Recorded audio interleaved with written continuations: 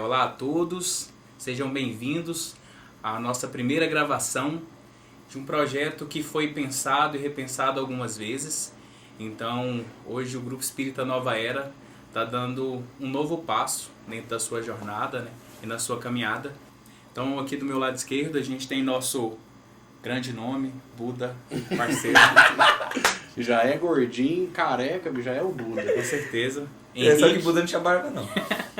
E do nosso lado direito aqui, Cristiano, e eu, Cairo.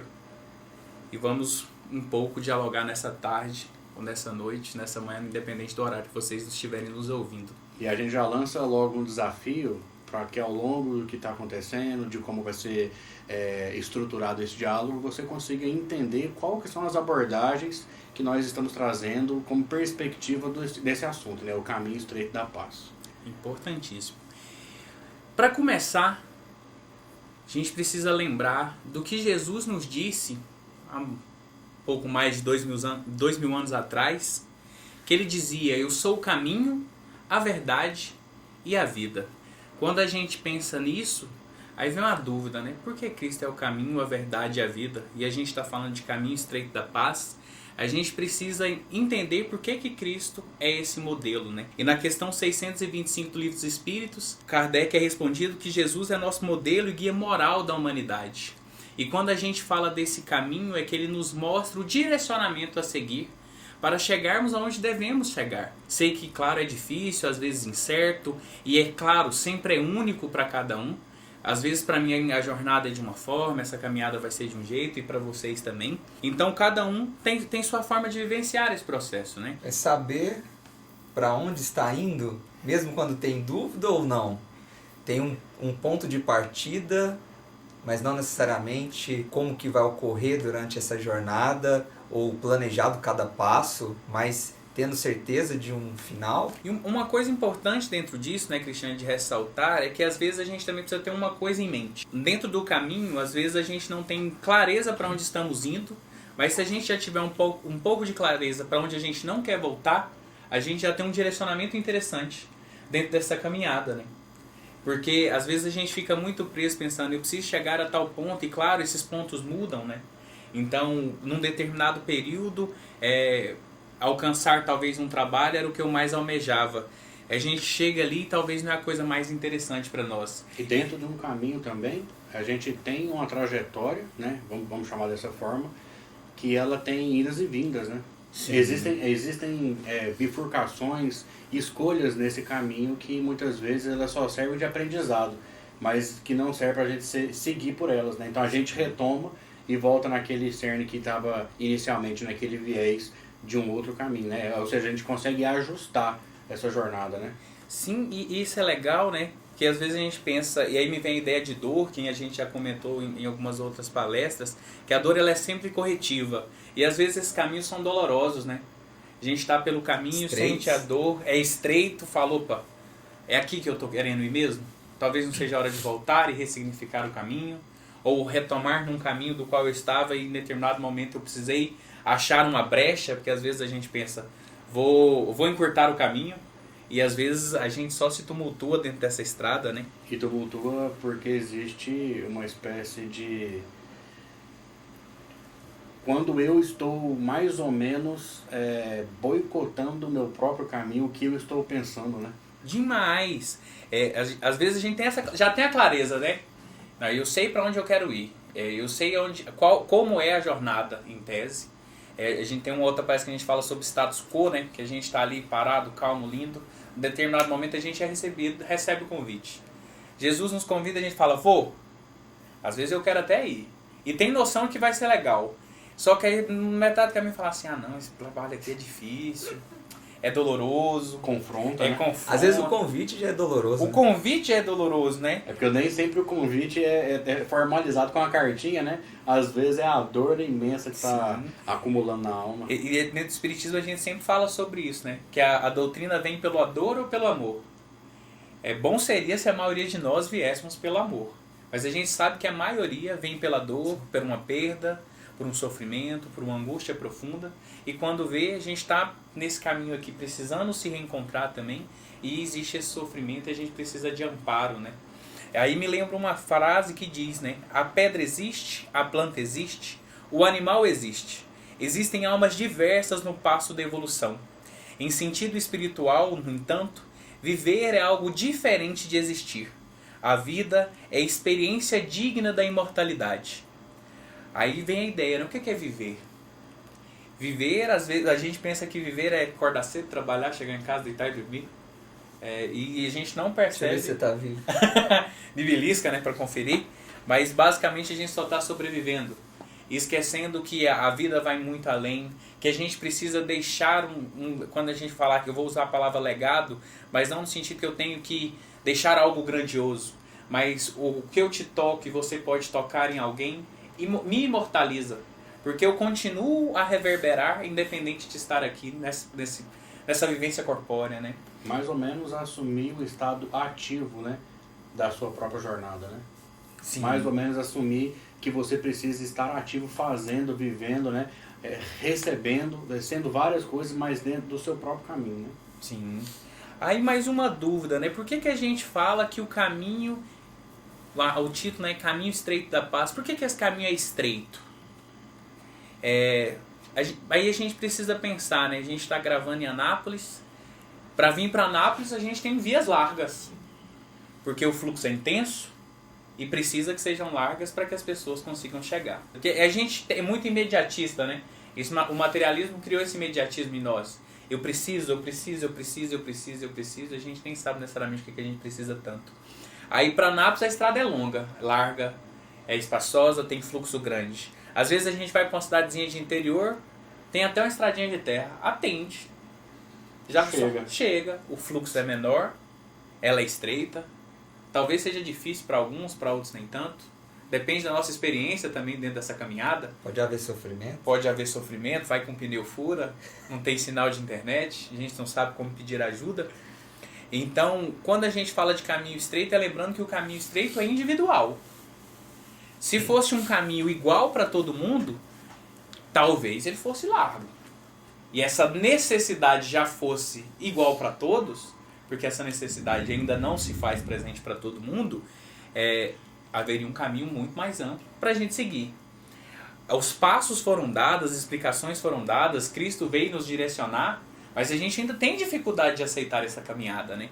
A gente ainda tem dificuldade em seguir. Então, quando eu decido, porque o tempo é meu, o seu tempo é seu, do Cristiano é dele, então no meu tempo eu vou ser capaz de fazê-lo. E por isso estreito, porque esse momento é uma vivência que é minha, né? E pensando nisso, aí o Cristiano comentou sobre sofrimento, aí a gente pensar, por esse caminho aqui eu estou sofrendo, se eu tivesse ido pelo outro eu não ia sofrer não. Só que a gente se esquece que, independente do que eu sofro nesse caminho, ou das tomadas de decisões que eu tenho na vida, estar numa caminhada A ou B tem decorrência de dor da caminhada A ou B. Se eu tivesse numa caminhada C ou D, seria outras vivências. A vivência que eu tenho aqui é particular de onde eu estou. A vivência que eu vou ter do outro lado, seja onde for. Dá um exemplo para nós aí, cara. Vamos pensar no casamento. Ou quando a gente se casa, todo mundo sabe que casamento não é mar de rosa o tempo inteiro. Ou um namoro. Então, quando algo acontece, eu pego e falo: se eu não tivesse casado, não tivesse namorando, eu não estava sofrendo não. Só que aí, se eu tivesse solteiro, algum sofrimento existiria. Então quer dizer que o casado, ele tá certo quando ele fala que ele não estaria sofrendo, mas não daquele sofrimento. Porque são sofrimentos distintos. Cada caminhada com o seu sofrimento. Não é nem só sofrimento, né? Porque o sofrimento aí vem a ideia muito de eu escolho estar ali também, né? Porque são dores, tristezas, angústias, né? Como a gente se aprisiona a isso, causa esse sofrimento todo. Então, entender que isso é vivencial do processo e entender que é natural do processo também, e todo caminho vai ter adversidades, né? A gente pode trazer talvez essa palavra, adversidades. Porque o caminho não é simplesmente linear. Não é só pegar e falar, vou aqui e tudo tá perfeito, né? Aí senão a gente entraria naquela história de não seria um caminho, seria um trilho, né? Sim. Hoje eu tava lendo algo disso, lembrei de tu. Recebi uma mensagem, né? Eu não sou trilho que sigo um direcionamento, sou como água, que sou fluido e posso ir aonde eu me sinto confortável, né? Algo dentro desse sentido. Então é que a gente saiba ser fluido, né? Possa fluir entre as dinâmicas da nossa vida. Então, quando a paz, essa ideia de paz vem, a gente tem que ter convicção, né? Eu posso encontrá-la, que se existe alguém mesmo que apresenta, ou eu que descubro qual que é o processo, né? Tendo convicção que esse caminho é meu e é diferente do caminho de vocês, que essa paz começa dentro de uma busca, né? Que é uma busca interna, e que essa busca a gente chama de caminho. Essa jornada a gente chama de caminho. Porque existe um projeto, né? Sai de um ponto e vai para outro. Então, dentro desse projeto, dentro dessa jornada, a gente vai estar caminhando.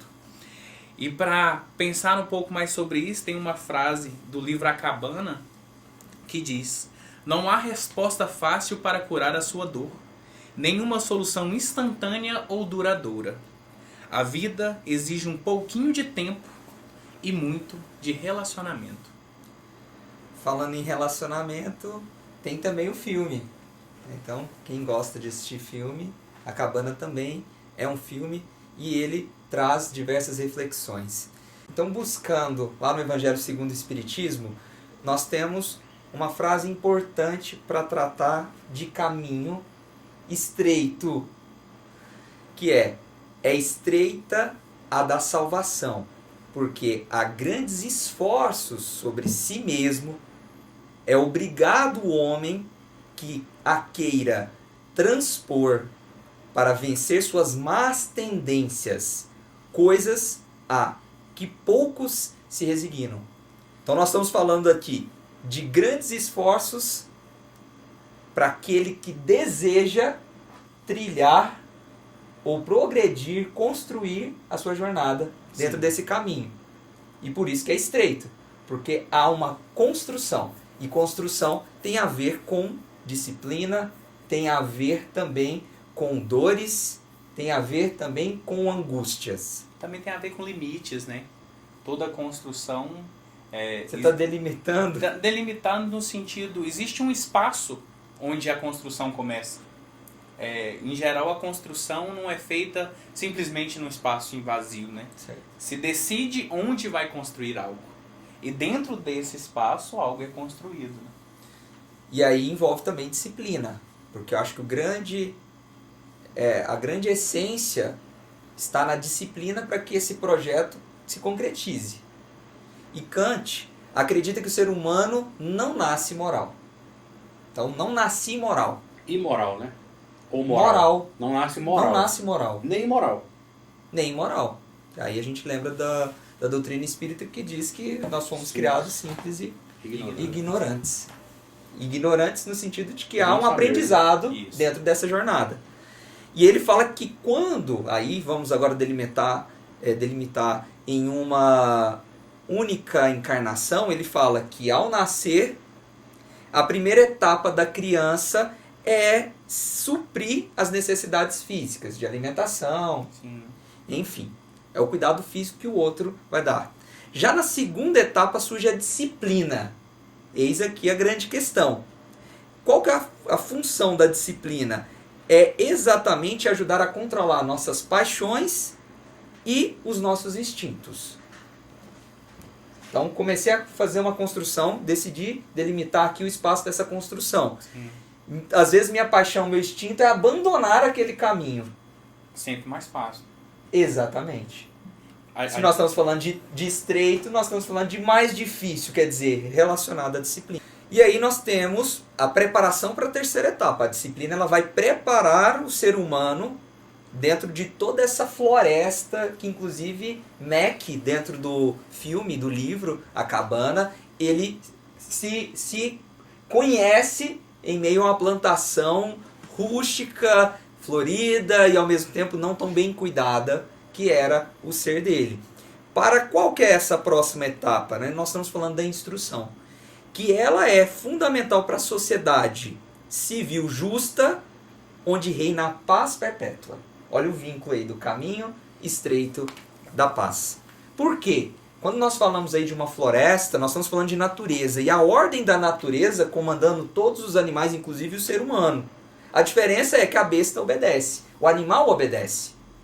Então, se você dá, bom, no caso não, nós, né? Mas se a girafa, ela dá uma cabeçada, uma pescoçada em uma outra girafa, automaticamente a outra girafa vai também corresponder. Revida como uma ordem natural dentro desse processo. Já nós, homens ou espíritos, aqui, como nós estamos refletindo, aí sim, nós podemos, ao nosso turno, mesmo sofrendo a mesma ordem da natureza, escolher obedecer ou não. Complexo? Então, quer dizer, quando aquele impacto, quando aquele instinto, aquela paixão vir nos buscar, para que a gente possa sair daquela construção, que talvez vai nos trazer um propósito lá na frente, aí eu escolho. Eu quero ou não sair deste propósito. Sim. Aí vem a disciplina e é claro que vai ter os ônus e os bônus. Vai ter exatamente os sofrimentos das escolhas de largar ou permanecer. Tem uma frasezinha que fala sobre isso, né? Não escolher já é uma escolha. Exatamente. Então, desculpa. Que quando às vezes a gente fica, não, é melhor não se posicionar, né? Ou é melhor me retirar de algo, mas quando a gente também se retira, a gente já toma algum posicionamento, né? Então, que a gente saiba quais são as posições que eu tenho tomado comigo, pelo menos. É claro que às vezes com o outro é mais difícil, mas se eu tenho responsabilidade para o que eu sinto e pela jornada do qual eu escolho fazer, porque dentro dessa instrução, porque a instrução pode vir de diversas formas, né? Ela pode vir no centro, pode vir da família, pode vir da sociedade. De uma vivência. E dentro disso a gente assimila o que é necessário para mim. O que eu compreendo e acho que serve para mim. Que pode ser diferente, que vai servir para você. Eu estava pensando, enquanto você estava falando, que o próprio material que está sendo gerado aqui hoje, ele pode ser utilizado exatamente nessa analogia, nessa metáfora que a gente está utilizando. Porque as pessoas que estão aqui são extremamente nichadas. Sim. Ninguém vem aqui exatamente por acaso. É quase que uma escolha. Certo?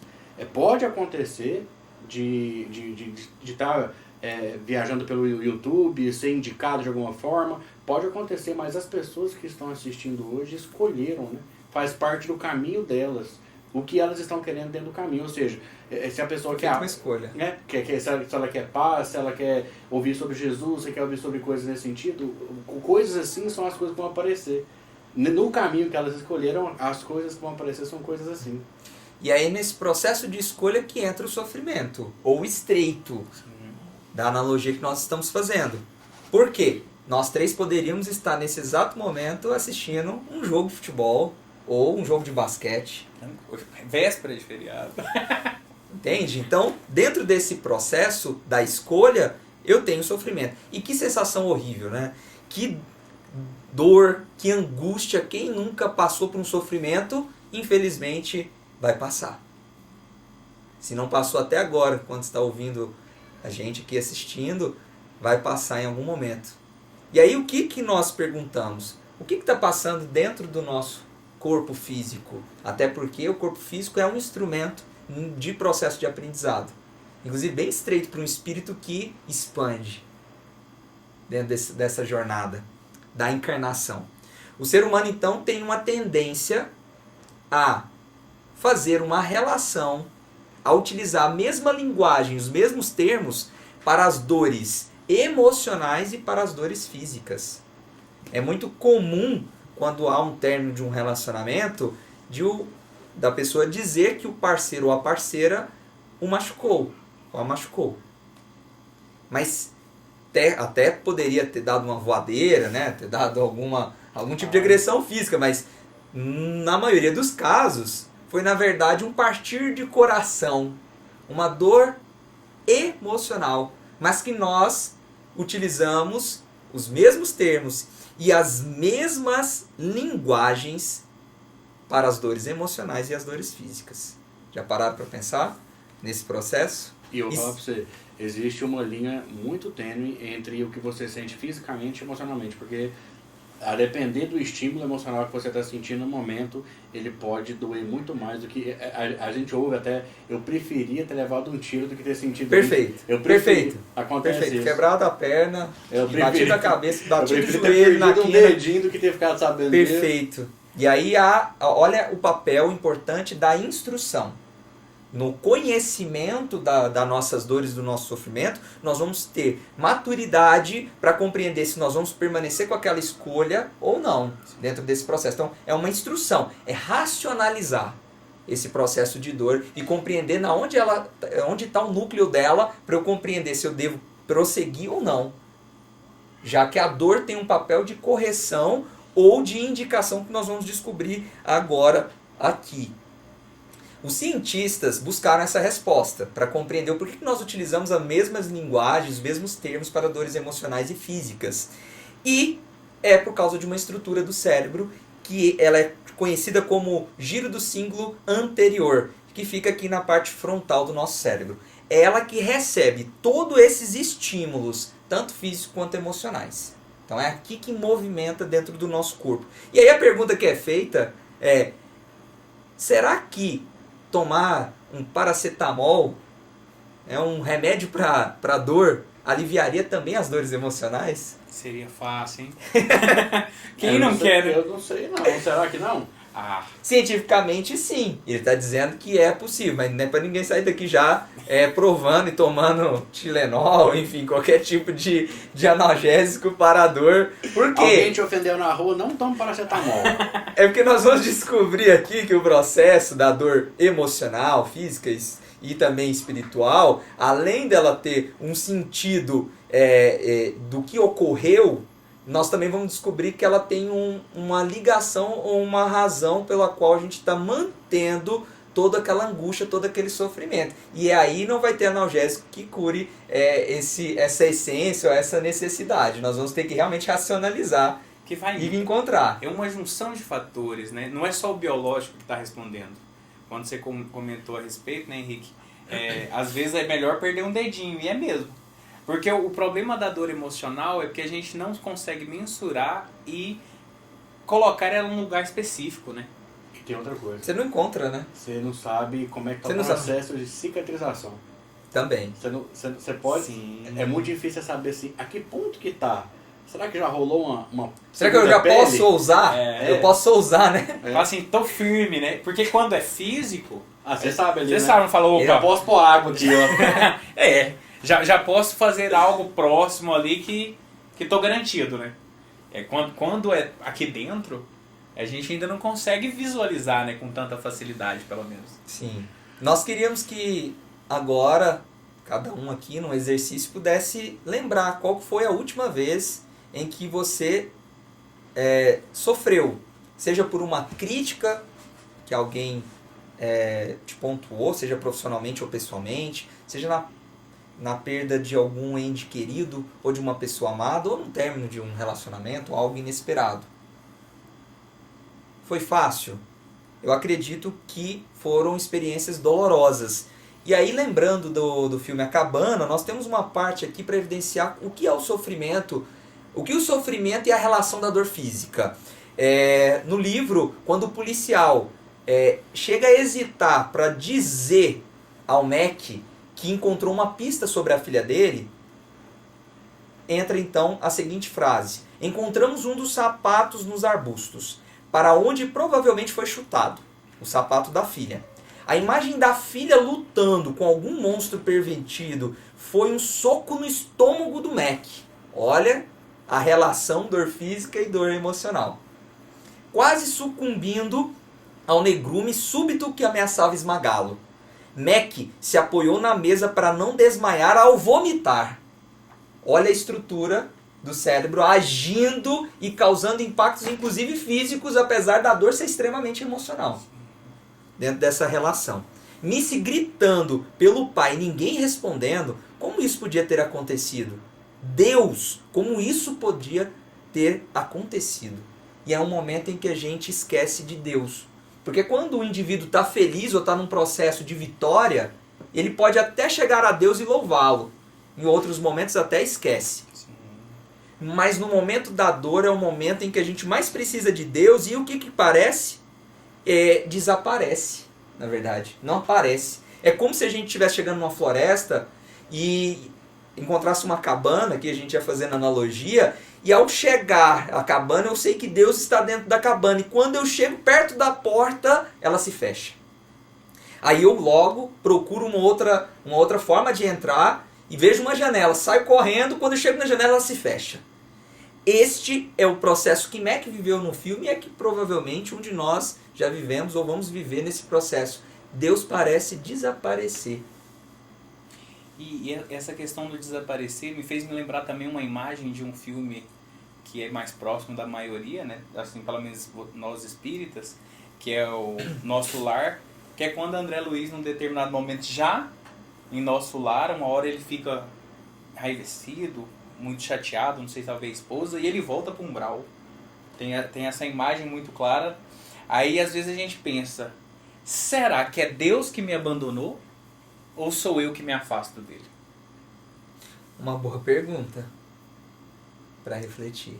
E aí nós voltamos então ao giro do símbolo anterior para compreender qual que era a função principal dele, que é um sistema de alarme. O que é um sistema de alarme? Ele tem uma primeira função que é interpretar as informações. Então, se eu cheguei nesse ambiente aqui, e aí ele tem um mecanismo de defesa de alarme, eu preciso pôr um código, já que eu sei que ele vai disparar. E aí o sistema de alarme reconhece que eu cheguei, não é uma pessoa estranha. Então, há necessidade de interpretar a informação. E a segunda, de alertar que está ocorrendo algum problema. Então, há algum problema quando você está sentindo o sofrimento ou a angústia ou aquela dor. Você precisa encontrar essa essência para exatamente medicar, seja isso emocionalmente ou fisicamente. Afinal, a angústia é sintoma, né? E sintoma não é o problema em si, né? Ele só tá, quando a gente está com febre, a febre não é o problema. Alguma coisa Perfeito. causou, Alguma né? coisa Ela causou. está indicando. Então é um indicativo. Então a gente precisa O problema olhar para tá isso ali. como indicativo. Opa, tô incomodado, tá ruim, tô frustrado, tá doendo. De onde parte? O que está sinalizando? E aí ele sinaliza uma quebra de expectativa. Esse é o papel cognitivo dessa estrutura cerebral. E é interessante porque os estudos também mostram e comprovam que quanto mais inesperado é o evento, quanto mais inesperado, mais causa dor. Então, se a perca ela é instantânea, ou se eu recebo uma... Porque eu não estou esperando uma crítica. Estou planejando que daqui 2 dias eu vou receber uma crítica de uma pessoa que eu gosto. Principalmente uma pessoa que eu gosto, porque aí é mais inesperada ainda. Sim. Ou que eu vou perder ela amanhã. Como o Mac perdeu quase que instantaneamente ao socorrer os outros filhos, a sua filha. A dor ainda é mais absurda. Porque é uma quebra de expectativa. E o que isso tem a ver com a dor física? Aí nós temos um processo de mapa, porque ele vai localizar na onde está o problema. Então, se a dor é no joelho, você não vai tocar no nariz. Você vai cuidar do seu joelho. E também de dizer a intensidade disso. Qual que é a intensidade? A gente tem que colocar na balança. Qual que é a intensidade?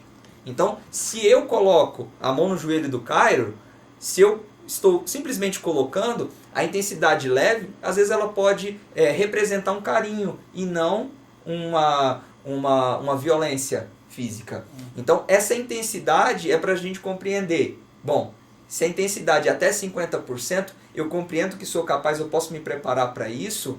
De alguma forma, eu vou compreender e também determinar que é possível eu conquistar ou superar esse momento. Agora, se eu não encontro também nem o local, nem a intensidade, dificilmente eu vou conseguir sair desse processo. Porque eu estou com os olhos fechados tentando encontrar a porta. Sim. E apesar de tudo isso que nós falamos aqui, a dor ela é muito importante nesse processo, né? Porque esse é um mecanismo que nos mostra o tempo todo ou que nos afasta do perigo e dos instintos que a gente havia falado e das paixões dentro desse processo de racionalização. E aí a gente lembra da hierarquia de necessidade de Maslow, a pirâmide de necessidade. Nós chegamos na primeira parte, que é a satisfação de respirar, de tomar uma água, do sono, do descanso. Elas são fisiológicas. A segunda, a segurança pessoal, financeira, Importante essa, hein? ou até de acidentes sociais, de amor e pertencimento. de estima, que aí nós falamos de autoestima e de autorrespeito, e de autorrealização, que é quando o indivíduo alcança seu ápice e busca o que de melhor ele é capaz de ser. Aqui nós chegamos dentro de um caminho, dentro do processo da jornada, em um momento que nos aproxima da paz. É um momento em que extrai-se ou se expressa o potencial máximo do ser ou do espírito. Será que é um momento mais próximo da paz? Vamos descobrir daqui a pouco. Então, quando nós olhamos para a pirâmide de Maslow, há um equívoco aí. Quantos por cento, eu faço agora para vocês? Um equívoco? É, Nossa. há um equívoco aqui. Porque quantos por cento dos seus pensamentos diários são para outras pessoas? Nós estamos aqui, talvez só de eu ter falado isso, você está pensando em alguém. É provável. Compreende que a maior ou a grande necessidade nossa, número 1, é de socializar, porque nós somos mamíferos. E o mamífero, quando ele nasce, quem é que faz ele conhecer o mundo? Quem está cuidando dele. Sim. Quem vai o alimentar? Alguém vai ter que alimentá-lo. Então, não conhecemos pelo menos mamíferos que já nascem e saem andando aí e faz as coisas acontecerem. Ele precisa desse processo. Então, a parte social tem um papel como uma base, como a primeira. Por isso o equívoco. Sim. Compreende? Por ser social. Mas isso não necessariamente precisa ser um equívoco, porque na verdade é uma interpretação, é um ponto de vista. É uma troca. Né? Uma troca da posição 5 para 1. Ou talvez, eu gosto de pensar que talvez seja mais um complemento. Não. No sentido, porque a primeira, essa necessidade social primeva, está relacionada ao cuidado, né, ao outro cuidar de mim e entender que eu também preciso desse outro. Já lá em cima, essa necessidade toma outra característica. Né? Ela já ganha uma característica mais do transpessoal, né? De ir além do que eu posso ou do que eu acredito que Sim. sou. E aí, é claro, por que nós estamos falando isso? É porque essa estrutura do nosso cérebro, ela vai unir a dor emocional e a dor física e tornar quão real.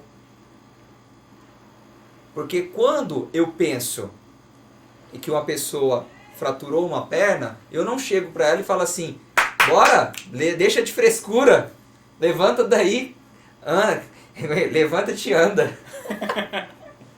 De jeito nenhum. E é comum, de uma forma até arrogante, que a gente faça essa mesma afirmação para quem está passando por um processo de sofrimento emocional.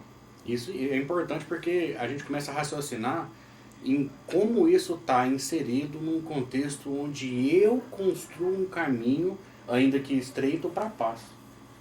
Qual que é a relação ou onde foi que as pessoas começaram a buscar um sentimento, um lugar ou uma sensação de paz?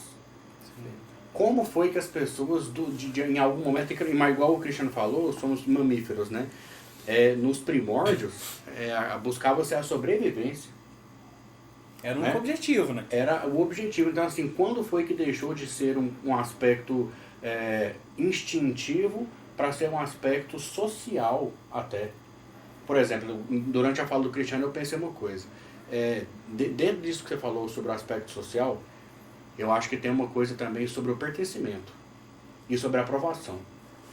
E nós temos ainda uma necessidade muito grande de buscar a aprovação da sociedade. Perfeito. Que a Tá gente vendo fala. a relação da porcentagem? Porque porcento dos meus pensamentos é para ter aceitação Exatamente. social. Exatamente. E muitas vezes nesse caminho onde nós estamos trilhando, quando nós buscamos ou pensamos nas pessoas, buscando assim, qual meio eu posso ter ou como eu posso agir para melhorar o jeito que as pessoas me enxergam. Sendo que essa trajetória, ela tem um caminho muito único, e a gente fala sobre o estreito justamente por isso, porque o caminho que eu estou buscando da paz é sobre a minha paz. É sobre como eu estou vendo o caminho pacífico né? Como eu estou construindo aquilo que vai ser um dia um estado de espírito, né? Eu preparei aqui algumas coisas, né? Não, como os textos do Cristiano e do Caio aqui são textos assim muito bem fundamentados, é necessário também que a gente faça uma parte de estudo, e quando você busca estudo sobre a paz, você percebe que tem muito pouco conteúdo. Porque o conteúdo, assim como esse conteúdo que a gente está gerando aqui hoje, ele tem um nicho. A paz, ele fala muito sobre a paz mundial, a paz, né, social, a Sabe paz... o que eu ouvi hoje, Henrique? Que é até mais amplo do que isso. Na verdade, a gente tem tanto conteúdo sobre a paz, mas não é nada daquilo que a gente gostaria. Parece que é até confuso a gente tentar encontrar para trazer para este contexto. Também. Sabe? De informações, a paz em tal sentido, a paz em tal sentido. Você colocar paz ali no Google, você vai achar muita coisa, mas nada do que talvez nós gostaríamos de tratar aqui. Eu até li uma coisa esses dias, eu achei interessante. Eles falam que tem uma indústria no mundo que, se fosse diluída, conseguiria acabar com a fome do mundo 2 vezes. Aí eu falei, caraca, isso aí talvez seja a paz, né? Mas assim, aí a gente está falando de uma paz que talvez não me atingisse. Sim, porque eu estou com fome. Não tô com fome. Né? E a gente está falando sobre várias medidas que poderiam ser acionadas a nível mundial, que talvez não tivesse uma adesão dentro daquilo que eu mais preciso no momento. E aí, pensando no que eu mais preciso no momento, a gente tem que olhar intimamente para o que a gente está realmente fazendo e produzindo com os nossos atos. Seria muito improdutivo que a gente, enquanto seres caminhantes, do qual a gente escolhe uma caminhada e sabe o que está fazendo, nós não olhássemos para como nós estamos nos sentindo nesse caminho. É muito mais sobre o que está acontecendo comigo ao estar nesse lugar do que esse lugar pode fazer em mim. Por isso o processo de instinto, paixão, instrução e racionalizar o que eu estou sentindo. Essa é a dualidade do ser humano em um processo de educação e progresso. Então, aqui eu preparei alguma coisa, eu vou lendo e vou comentando também. A paz é muito mais do que um estado sentimental onde se atribui a razão ao sentir ser construído socialmente. Ou seja, é muito mais do que aquilo que eu consigo sentir junto dessas pessoas que estão próximas de mim. Porque a paz, de um modo geral, se a gente for fazer essa busca o tempo todo pelo caminho da paz, que é algo que diz respeito sobre mim, é sobre como eu consigo ser mesmo sozinho, independente da aprovação daquelas pessoas que estão próximas de mim. A ordem daquilo que se tem construído em grande escala surge primeiro no coração de um. Ou seja, tudo aquilo que a gente está vendo hoje, a gente consegue fazer várias coisas. A luz que ilumina, o computador que nos serve, o celular que nos grava, o violão que instrumenta, tudo isso que a gente está vendo hoje surgiu no coração de um primeiro. E depois foi ganhando velocidade, ele foi ganhando forma, foi ganhando melhoria para atingir várias e várias pessoas, ou seja, como um aspecto de avanço. A gente tem essa naturalidade, ou seja, surgiu primeiro em um. Pode ser que em um outro grupo, de algum outro tempo, ou em algum outro local, nesse mesmo tempo, esteja produzindo um conteúdo parecido. Sim. Mas esse conteúdo, como a gente está conduzindo aqui hoje, só é possível porque dentro da minha capacidade, dentro da capacidade do Caio, da capacidade do Cristiano, a gente consegue produzir muito mais do que concentração de informações. A gente, através das nossas experiências, é capaz de imprimir o que nós conhecemos. O nosso conhecimento ganha forma aqui hoje. Entendeu? A gente conseguiu fazer um produto. Logo mais vai estar editado, as pessoas estão assistindo. Sim. Esse produto é algo que nasceu primeiro no íntimo de um. Vamos fazer palestra? Vamos. Eu preciso de quem? Preciso do Henrique, preciso do Caio. Aí o Cristiano pensou, eu sozinho não vou mudar o mundo, preciso de mais 2 pessoas. Aí ele foi humilde, que ele conseguiria sozinho. Até parece. Mas o mais interessante, já que você está viajando aí na maionese, é compreender que foi feita uma escolha nesse processo, dentro da nossa jornada, e nós iríamos fazer uma palestra para uma mocidade. E hoje nós estamos gravando um conteúdo. Sim. Compreende que quando você falou do destino final, às vezes nós não conseguimos enxergar, porque ele vai passar por diversos caminhos. E a gravação desse conteúdo é um outro caminho que nós ainda não sabíamos, mas estávamos nos preparando. Essas possibilidades vão sempre se ampliando, né? E também me vem muito uma ideia de responsabilidade. Claro. Você falando sobre, né? Aí eu venho pensando, pô, o quanto eu sou responsável para que isso aconteça? Porque a ideia surge. a gente poderia ter simplesmente negligenciado. Como negligenciamos numa outra palestra. Sim. Sim, perfeito. Então, quando a gente, após diversas discussões e momentos, claro que a gente não... Às vezes pensou, não, era para ter sido feito e não foi, tudo bem, e agora a gente consegue fazer, a gente se responsabiliza por entregar um trabalho. Mas mais do que isso, nós entramos num estado que eu não posso dizer que é paz, mas que talvez pode chegar muito próximo disso de uma entrega. Sim, que aí exatamente. entra no assunto do Henrique. Exatamente. E pensando nisso que vocês estão falando, a gente começa a entender a paz como um estado comportamental do homem. Então, assim, hoje, por exemplo, a gente está gravando uma condução, a gente não pode chamar de palestra, né? A gente está dialogando, trocando ideia, mas essa ideia tinha surgido lá atrás numa outra palestra, que era sobre dores e amores na perspectiva de Paulo de Tarso, que inclusive é uma trabalho espera perdoa, né? Então, assim, a gente já tinha tido essa ideia há muito tempo atrás, mas os nossos caminhos não convergiram para esse conteúdo. Sim. Então, assim, a paz, ela é um estado comportamental que a gente precisa decantar. A gente planta a paz através do nosso comportamento e aquilo que ressoa, né, através da ressonância das ondas, ele começa a voltar como uma espécie de colheita, né? A gente não pode chamar disso também, talvez, né? Mas a gente vai semeando, cuidando disso e esperando que aquilo um dia seja fruto e a gente possa colher. É quase igual, talvez, de colheita, já que você está querendo buscar outra palavra, mas de expressão, de potencializar do nosso ser e isso se expressar, porque nós vibramos. Exatamente. Entende? Então, na verdade, o colheita poderia ser substituído pelo nós estamos concretizando e expressando esse processo nesse momento. E pode querer falar? É que também tem a ideia do estado, né? É porque estou em paz. Claro. A gente, por exemplo, ao finalizar, a gente pode, quando você trouxe, né? A gente alcançou, estou em paz com algo. A jornada ainda não cessou. Quando você traz a ideia que, olha, acaba com a fome do mundo, vai trazer paz? Não necessariamente. Para alguns sim. Para alguns sim, para outros nem tanto. Afinal, não era o que era necessário para a minha jornada. Então, talvez para a jornada de muitos, pronto, cheguei na paz. Isso é o que eu entendo por paz, porque eu cheguei num estado de satisfação, né, e coisas do tipo. E na verdade até assim, as pessoas, elas podem sanar a sua fome e elas vão tirar um dos problemas, né? Mas virão outros, né? Sim. Então isso não vai trazer a paz, né? Porque a gente não está preparado para sentir algo tão grandioso ainda, né? Muitos associam, por exemplo, a paz com a ingenuidade, a pureza, a tranquilidade, mas a paz tem muito mais a ver com os nossos passos. As paredes construídas, as experiências vividas, os nossos traumas sanados. Não é a ausência de nunca ter existido, perceba. Não é a ausência de não ter sentido dor. Isso não é a paz. Isso seria talvez a ignorância, talvez seria a não perpetuidade daquilo que a gente faz. Mas a paz, então, é a existência de tudo que existe, mas sem que isso gere perturbação. Então a gente começa a sentir paz não pela ausência das coisas que não estão mais atingindo a nós.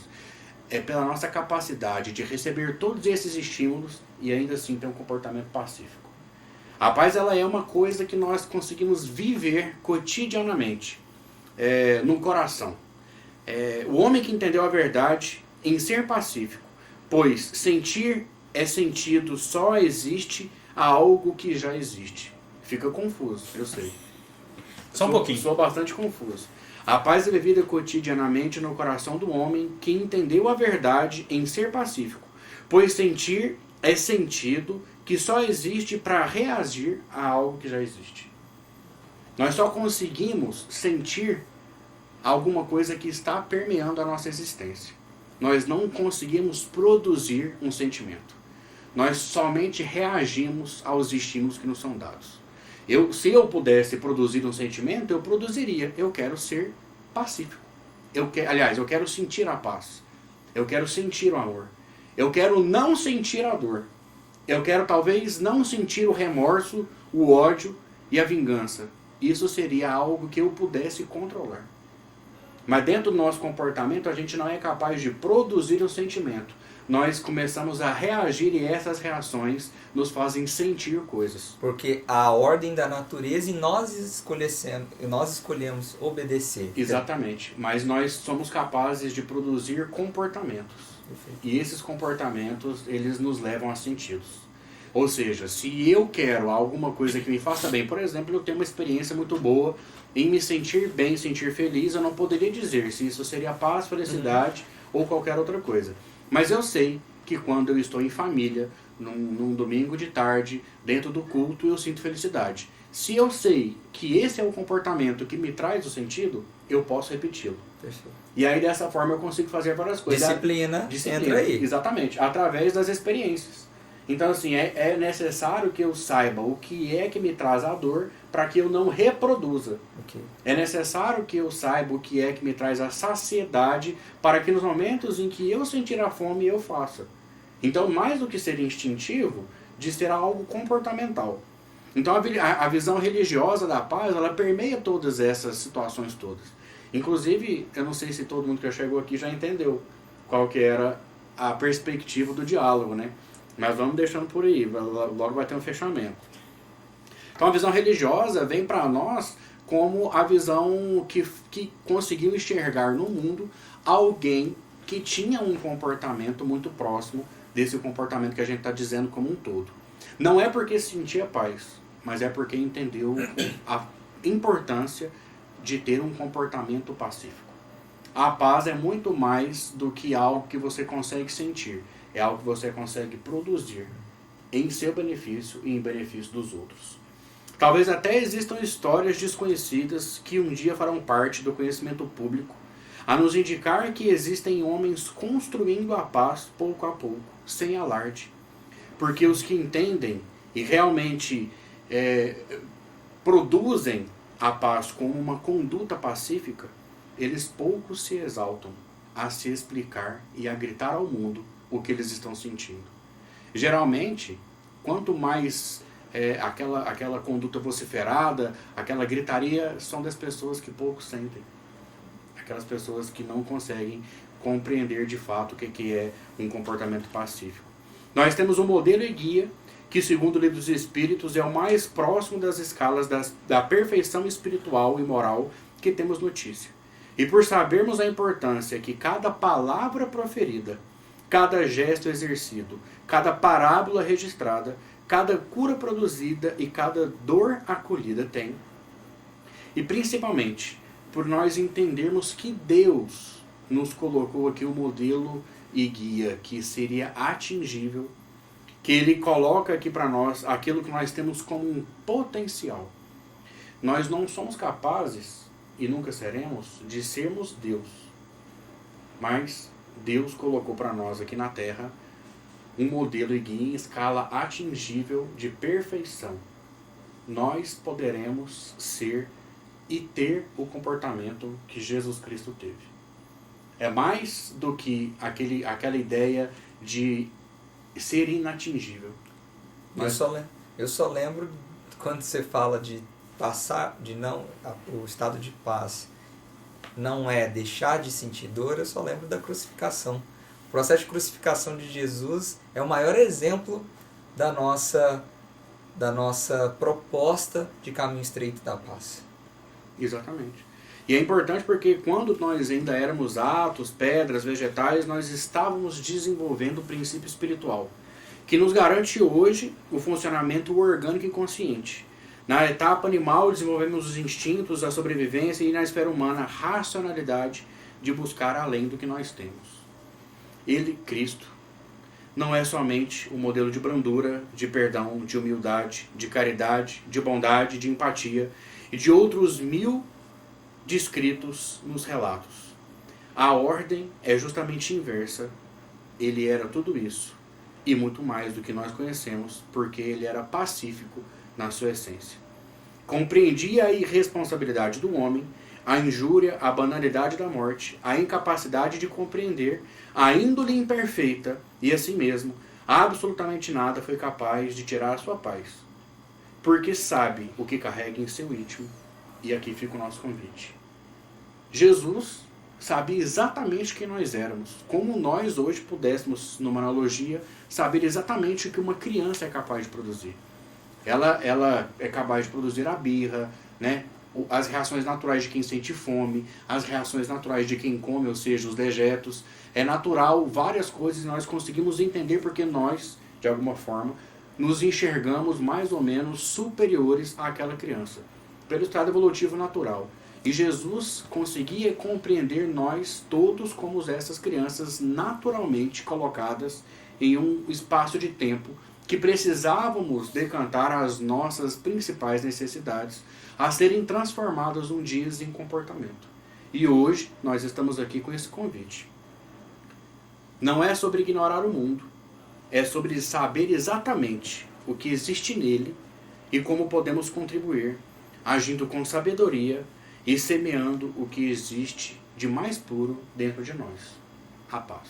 E então esse convite que nós conseguimos, antes de tudo, de levar para vocês, de fazer a nós mesmos, existe toda uma parte estratégica de abordagem desses assuntos.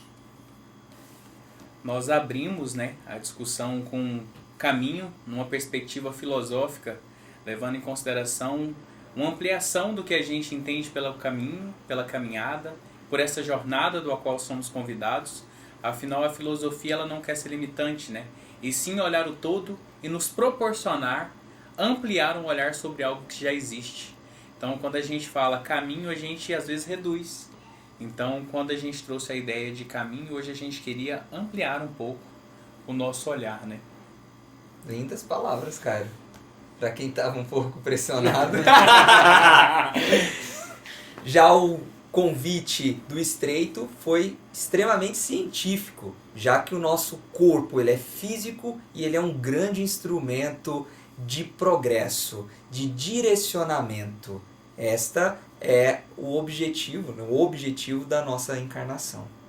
E a paz, como o destino, né? Nós colocamos o caminho estreito da paz, a filosofia, a ciência e a religião, para nós enxergarmos tudo isso como realmente a perspectiva daquilo que nos une, o tripé que sustenta o espiritismo. Em uma outra oportunidade, nós fizemos a palestra que nós falamos aqui também, sobre dores e amores, sobre a perspectiva paulina de ama, trabalha, espera e perdoa. E hoje nós quisemos trazer esse conteúdo na intenção de, através da doutrina espírita, sobre essa ótica, produzir esses raciocínios e esse conteúdo. Sim. E para encerrar, nós gostaríamos de deixar uma canção de autoria própria do grupo, na intenção também, além de harmonizar, que sirva como prece, e desejamos a todos vocês que logo mais tenhamos novos conteúdos e que isso seja um atrativo de pertencimento para vocês e para nós dentro dessa esfera de trabalho. A música chama Recomeço.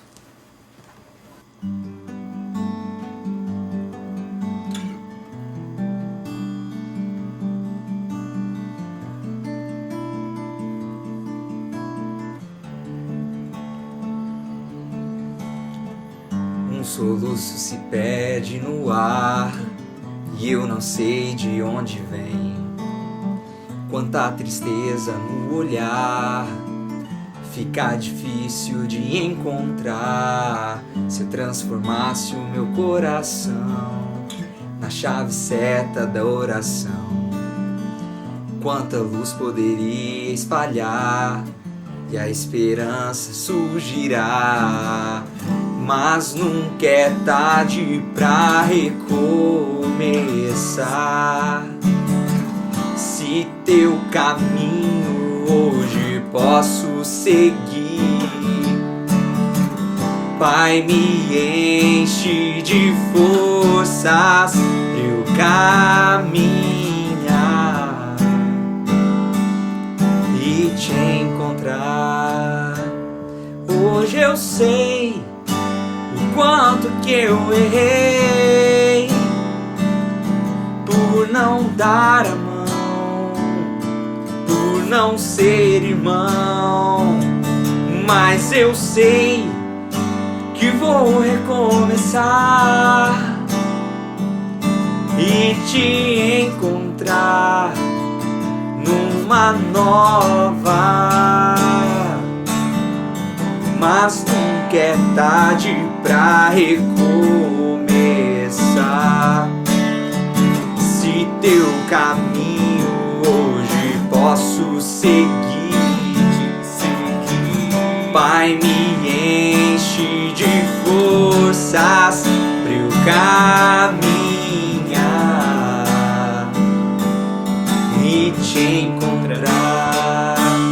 Hoje eu sei o quanto que eu errei por não dar a mão, por não ser irmão, mas eu sei que vou recomeçar e te encontrar numa nova reencarnação.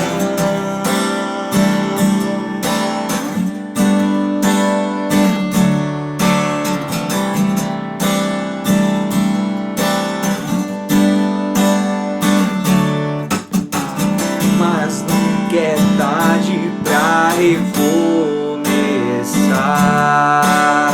Se teu caminho hoje posso seguir, Pai, me enche de forças pra eu caminhar e te encontrar. Pai, me enche de forças pra eu caminhar e te encontrar.